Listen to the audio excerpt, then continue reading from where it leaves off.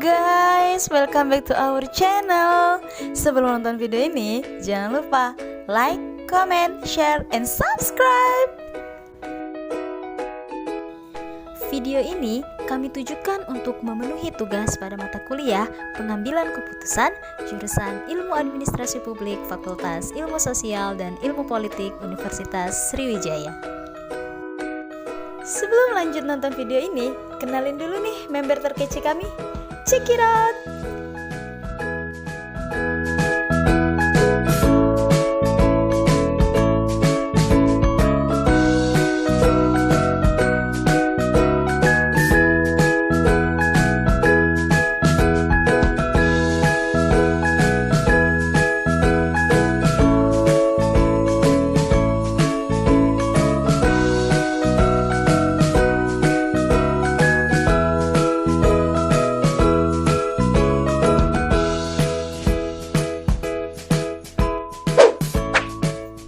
Teman-teman semua, dalam pembahasan kali ini kami akan membahas mengenai konflik dalam pengambilan keputusan.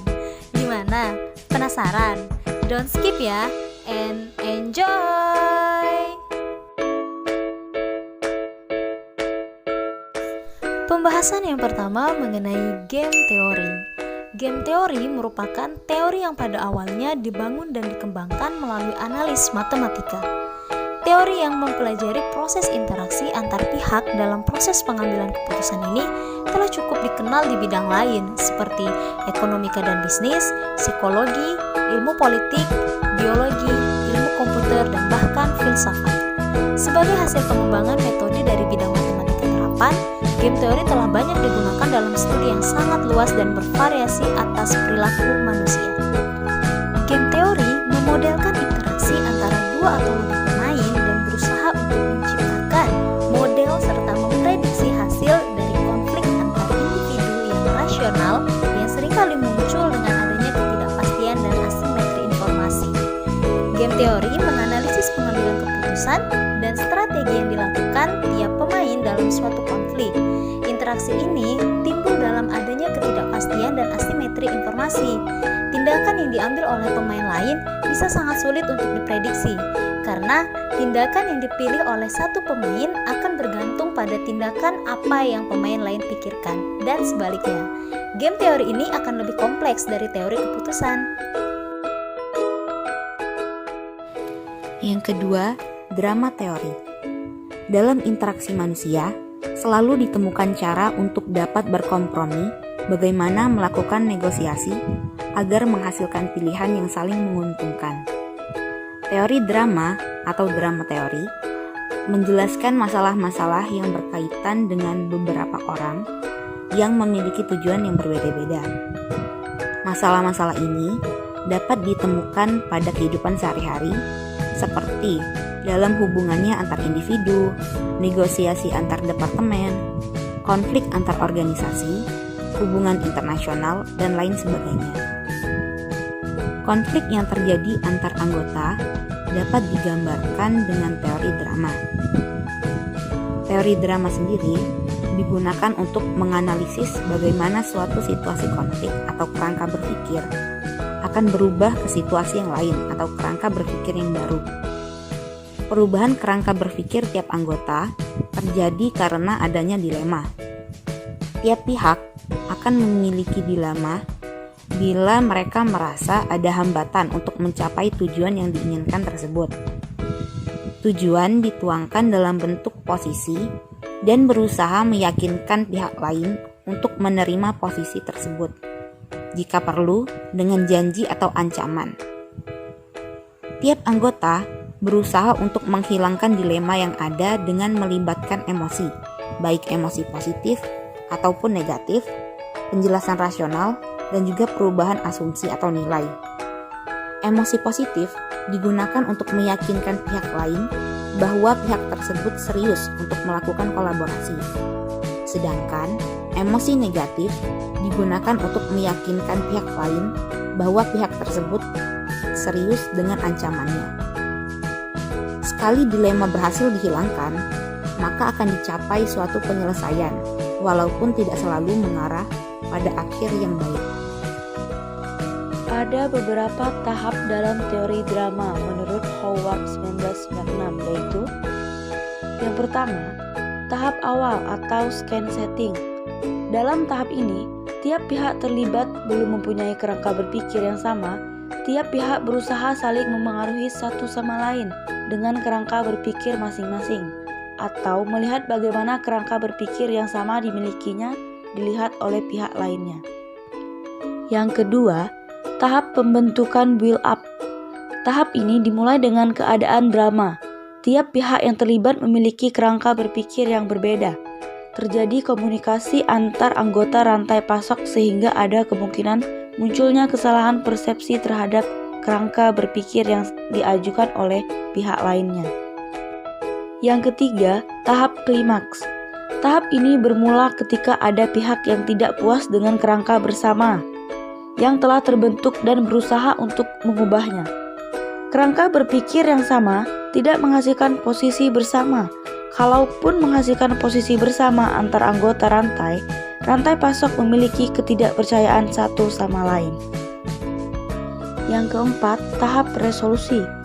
Ketika tahap anggota rantai pasok sudah memiliki posisi yang sama dan tidak memiliki keraguan atas komitmen pihak lain, maka proses konflik sudah mencapai resolusinya.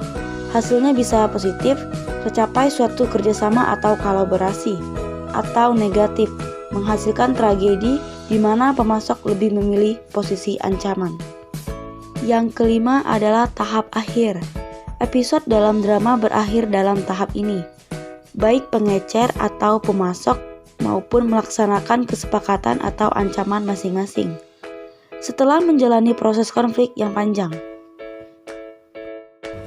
Materi selanjutnya adalah Grand Model for Conflict Resolution atau GMCR. Di dunia nyata, konflik dapat terjadi kapanpun dan dimanapun. Model-model konflik dirancang untuk mendekati realita dan menyusun komponen-komponen yang ada secara sistematis dari pertentangan yang ada. Motivasi utama dari CMCR ini adalah permintaan akan adanya metodologi secara menyeluruh untuk memahami pengambilan keputusan dalam suatu konflik dan penyelesaian konflik. GMCR dirancang agar dapat fleksibel dan sederhana, dan dapat digunakan dengan menggunakan informasi yang minimal. Metode GMCR dapat dibagi ke dalam dua tahap utama, yaitu pemodelan dan analisis. Pada tahap pemodelan, elemen-elemen model yang penting seperti pengambilan keputusan, pilihan dan preferensi pengambil keputusan diidentifikasikan berdasarkan pemahaman pada konflik yang terjadi. Gambaran keadaan diperoleh dari pilihan-pilihan yang diberikan. Kemudian informasi tersebut digunakan untuk tahap selanjutnya. Yang kedua, pada tahap analisis, kestabilan dari setiap keadaan dihitung dari pandangan masing-masing pengambil keputusan. Kemudian keseluruhan kestabilan terdiri dari keadaan yang stabil dapat diperoleh.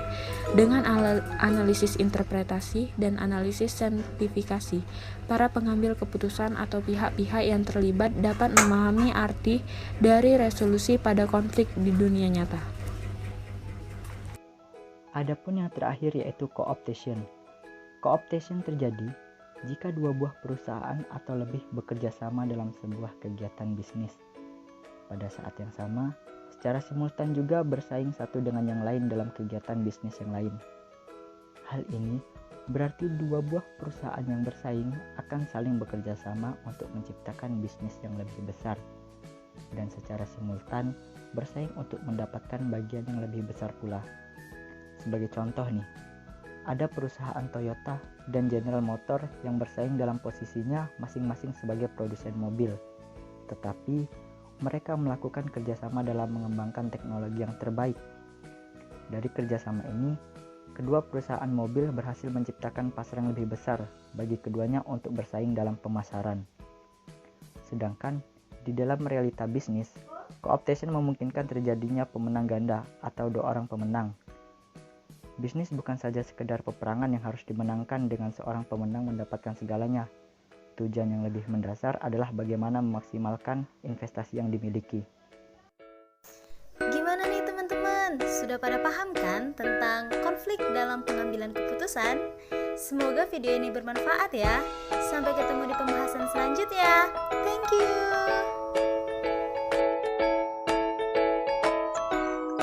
Oke guys, Kita bahas apa guys? kan kita dikasih tugas yang pengambilan keputusan. Nah, jadi nggak belum? Gimana? Jadi penting lah. No, Jadi bukan dari kan tadi bilang dikasih. Tanya aktif. Nah, Ayo. kita dapat yang game teori. Ya. Asa pas itu ada beberapa tema, ada game teori, terus drama teori, terus GMC, sama GMC tuh game model for conflict harus sama quotation. Nah kan hari ini periksa kita sudah diskusi, kita cari materi ini, kita harus buat video. Berarti kita cari materi. Jadi kita bebas ya materinya. Kita bagi materi Kan video mau. dapat. Oke. Nah carilah. Ada itu bukan tadi.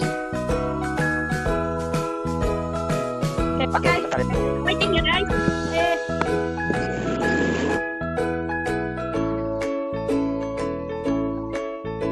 Aku nanya game teori ya, coba biar udah sama kali nyarinya. Aku cari yang GMCR ya. Di sini aku sudah ketemu yang co-optation, Riz. Mana coba jelasin kita. Coba jelasin. Yang co-optation ini yang perusahaan dan strategi perusahaan cara mengembangkan bisnis mereka. Intinya di sini. So, coba jelasin dulu. Sambil cari-cari. Kalau di sini sih aku baca strategi dari dua perusahaan untuk ngembang ke itu bisnis dia, teman. Jadi gabungan antara dua perusahaan untuk bisa ke bisnis. Itu Enggak sih, soalnya kan tema besarnya tuh tentang konflik dalam pengambilan keputusan. Nah, konflik dalam pengambilan keputusan dia ada co-optation, ada GMCR tadi, ada teori drama, game teori tadi. Jadi pertama tuh kita jelasin dulu kan game teorinya apa, jadi yang slide pertama tuh. Habis ngerti dulu game teori. Terus baru masuk ke teori drama, GMCR sama co-optation. Nah, co-optation sudah dapat. Tentang apa nih? itu tentang dua perusahaan ya, bekerja sama tapi bekerja sama untuk kepentingan pribadi juga sih, ada kepentingan pribadi juga untuk model mereka. Intinya paling banyak investasi lagi. Dia tahu kembang-kembang ke lagi, Be. Dia langsung disuruh gitu, jadi kalau materi jadi paper sama materi. Iya lagi sekalian coba itu perbaiki lagi kalimatnya. Nah, oh, berarti yang ada Yang aku Riz, yang aku Udah mau yang mana? GMCR. Nah, gitu. Yang kayak model for conflict resolution. Jadi kalau aku baca di sini itu tuh model itu dirancang untuk mendekati realita, terus tuh menyusun komponen yang ada secara sistematis ya, untuk mengurangi pertentangan yang ada. Kalau aku baca di sini ya. Terus itu ada dua tahap yang misalnya selesai konflik itu. Yang pertama tuh tahap pemodelan dulu kan, dilihat dulu masalahnya sama terus baru tahap kedua itu analisis masalahnya biar ada solusi yang dibuat penyelesaiannya. Situ. Aku dapat juga. Sudah. Sudah yang tadi tuh. Oi. So, Masuk masalah itu dengan judul itu kan. kan tentang pengambilan keputusan. Benar ya? Heeh. Aku dapat.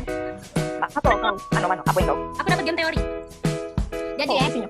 asal game teori ini kan aku tadi nyari, nah itu berhubungan dengan matematika. Nah kalau kita searching di game teori itu banyak ke yang ke rumus matematika itu. Nah tapi aku dapat di jurnal dia tuh jelaskan tentang game teori. Nah dia tuh memang awalnya tuh tentang analisis apa rumus matematika itu. Nah tapi dikembang lagi bukan cuma di ilmu politik, tapi ada di akuntansi, di mana lagi? Di bisnis, di psikologi, di biologi dan lain sebagainya, dan di pengambilan keputusan ini juga.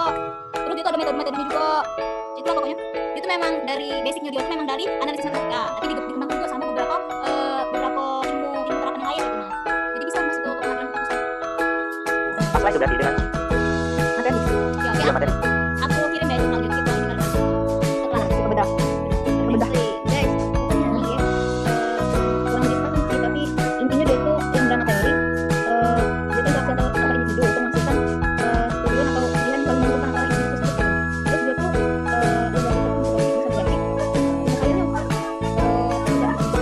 Apa judulnya kau tadi itu? negosiasi antar anggota. Biasanya dia Kurang paham lagi kita bedah lagi deh. aku dapat deh. Gimana tes? Apa dalam itu teori dalam itu? Oh berarti kau sama Angel, gabungan dengan Angel. Kenal. Coba Angel, kamu udah lagi teman Angel. Apa tes? Tahap sih. Tahap dalam. Oh, Bener loh berarti. Tahap. Kan aku nyari tentang penjelasan dari drama teorinya. Nyambung sih kalau misalkan pakai tinggal dari tambah tahap yang berkaitan lagi ya. So, gimana tes tahap-tahap? Nanti ada limo yang pertama tahap awal atau scan setting gitu. Nah banyak penjelasannya tuh gitu. Nah sampai limo dia tuh Limo. Apa tuh yang lima? Apa yang lima? Lima poinnya. limo poin yang pertama itu scan setting. Dan yang kedua tahap kan build up. Dan yang ketiga tuh tahap lima. Yang keempat tahap resolusi. Dan yang kelima tuh tahap terakhir kayak gitu. Terus ada mantap. Sudah kita ini ya, karena sudah dapat masing-masing materi. Nah, kita tuh sama-sama kita kembang dulu, kita pahami gitu dulu. Nah, asal kita udah paham, baru kita jelas lagi, kita buat zoom yang lain, zoom yang lain, apa pertemuan lain, asal kita pahami. Oke, berarti aja. Oke. Kapan lah kira-kira? Bisa lah. Terus saya kasih deadline lah. Biar Ya, tidak bisa. veteran. Salah. Besok, besok siang kita pakai MK, nanti sore. Oke. Sudah bisa yang beda. Nah, terus ya, kita bahas bagian tugasnya. Jadi kan ini dibuat di PPT. Ya. Nah, kita tuh buat paper juga, kita belajar biar kita tuh lebih paham gitu, karena PPT cuma poin-poinnya baik. Nah, jadi kita buat paper lah, dalam bentuk Word, kita bagi ke internal kita baik, kita pahami. Jadi untuk file-filenya, kalian cari file-filenya, bikin aku biar apa yang aku nyusun. Oke. Deadline-nya ke malam. Mantap, siap. Mantap jiwa. Di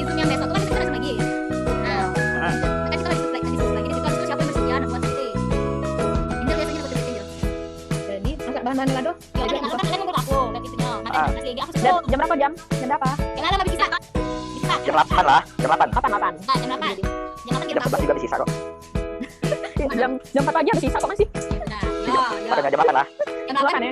aku kirim ke Angel suruh buat PPT biar kita pertemuan selanjutnya kita diskusi, lalu PPT-nya sama kalian jelasinnya lemak lah ke kami sekituan. Oke, sip. Oke. Oke. Kita ada MK lagi kan? Setelah ini. Kayaknya cukup dulu deh guys. Soalnya aku ada MK lagi. Oke. Ya, sis. Oke.